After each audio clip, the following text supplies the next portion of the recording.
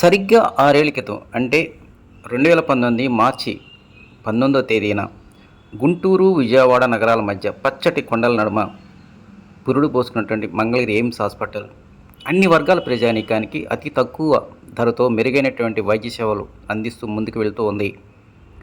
బోధన, శిక్షణ, పరిశోధనలే ప్రామాణికంగా ఈ హాస్పిటల్ అన్ని అంశాల్లో ముందుందని చెప్పాలి.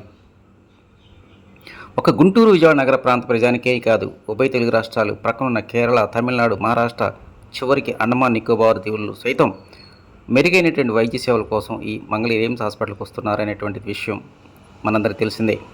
ఈ హాస్పిటల్లో 2019లో అవుట్ పేషెంట్ రిజిస్ట్రేషన్ ప్రారంభించినప్పుడు రోజుకు సరాసరి కేవలం 300 నుంచి 400 మంది మాత్రమే వివిధ ప్రాంతాల నుంచి వైద్య సేవల కోసం వస్తూ ఉండేవాళ్ళు. కానీ నేడు ఈరోజు రోజుకి సరాసరి 3 నుంచి 3,500, 4,000 వరకు కూడా వివిధ రాష్ట్రాల నుంచి రోగులు వైద్య సేవల కోసం వస్తున్నారని డాక్టర్లు చెప్తూ ఉన్నారు.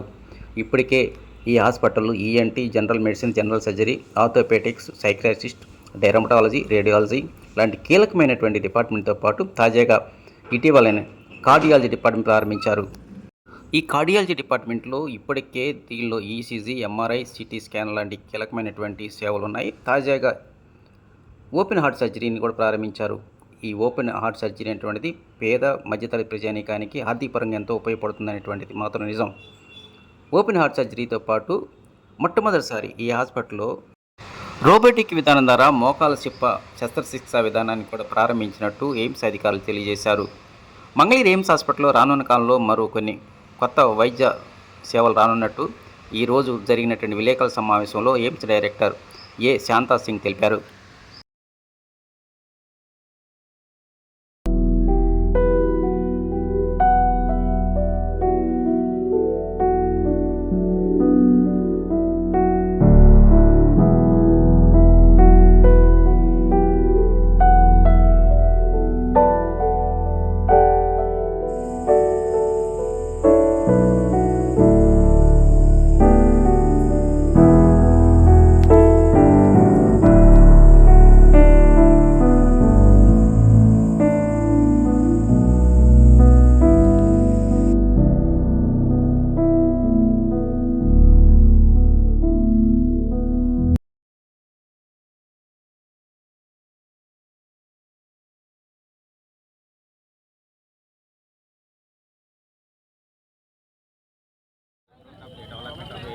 Yeah, recently that in the AIIMS Mangalgiri we are improving a lot of patient care. Particularly we starting the open heart surgery. We have robotic in the knee replacement we have done, and we started the cardiac ICU. So the ICU is very important, and a lot of nurses role also there.